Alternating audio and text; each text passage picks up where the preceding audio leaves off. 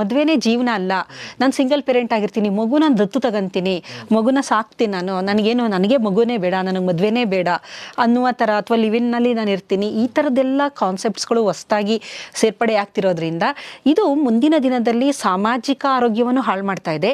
ಇದರ ಜೊತೆಗೆ ಸಮಾಜಕ್ಕೆ ಇದೊಂದು ಬರ್ಡನ್ ಆಗುತ್ತೆ ಮುಂದಿನ ದಿನದಲ್ಲಿ. ಕಾರಣ ಏನಂತಂದರೆ, ತುಂಬ ನಿಧಾನವಾಗಿ ಮದುವೆಯಾಗಿ ಮಗುವನ್ನು ಪಡೆಯುವಂಥ ಹೆಂಗಸರು ಅಡ್ವಾನ್ಸ್ಡ್ ಮೆಟರ್ನಲ್ ಏಜ್ ಅಂತಂತೀವಿ. ಬಹಳಷ್ಟು ಈ ಒಂದು ಜೆನೆಟಿಕ್ ಡಿಸಾರ್ಡರ್ಸ್, ಆನುವಂಶೀಯ ಕಾಯಿಲೆಗಳಿಗೆ ಕಾರಣ ತಾಯಿಯ ವಯಸ್ಸು ಅಂತ ನಾವು ಹೇಳ್ಬೋದು. ತಂದೆ ವಯಸ್ಸಿನ ತಾಯಿ ವಯಸ್ಸಿಗೆ ತುಂಬ ನಾವು ಪ್ರಾಮುಖ್ಯತೆ ಕೊಡ್ತೀವಿ.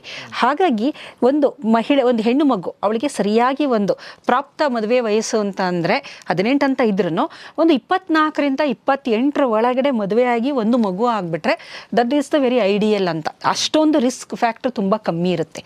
ವಯಸ್ಸು ಕಮ್ಮಿ ಇದ್ದಷ್ಟು, ಅಂದರೆ 22ರಿಂದ ಶುರುವಾಗಿ ಒಂದು 24, 25, 26, 28 ಒಳಗಡೆ ಆದರೆ ಹುಟ್ಟುವ ಮಗು ಏನಿದೆ ಅದು ಆರೋಗ್ಯವಾಗಿರುತ್ತೆ. ಅದು ಮಾನಸಿಕವಾಗಿ, ದೈಹಿಕವಾಗಿ ಎಲ್ಲ ರೀತಿಯಲ್ಲೂ ಆರೋಗ್ಯವಂತ ಮಗು ಬೇಕು ನನಗೆ ಅಂತಂದರೆ ಆ ಮದುವೆಯ ವಯಸ್ಸನ್ನು ಪೋಸ್ಟ್ಪೋನ್ ಮಾಡಬಾರ್ದು.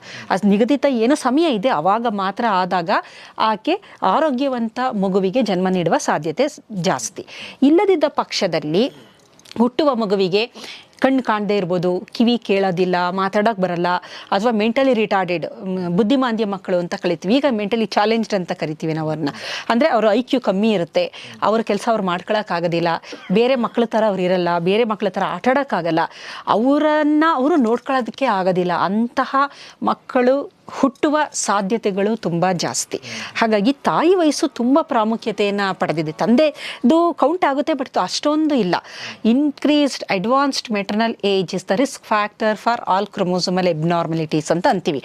ಈ ಥರ ತಾಯಿ ವಯಸ್ಸು ಜಾಸ್ತಿ ಆದಾಗ ಆಕೆ ಜನ್ಮ ನೀಡುವ ಮಗುವಿಗೆ ಡೌನ್ ಸಿಂಡ್ರೋಮ್ ಬರಬಹುದು, Turner syndrome, Klinefelter syndrome, Patau syndrome, Edward syndrome, cri du chat, Wolf Hirschhorn syndrome, ಈ ಥರ ಬೇಕಾದಷ್ಟು, ಏಂಜಲ್ಮನ್ ಸಿಂಡ್ರೋಮ್, ಪ್ರಡ್ರವಿಲೈ ಸಿಂಡ್ರೋಮ್, ಈ ಥರ ಬೇಕಾದಷ್ಟು ಕಾಯಿಲೆಗಳು ಬರುವ ಸಾಧ್ಯತೆಗಳು ಜಾಸ್ತಿ.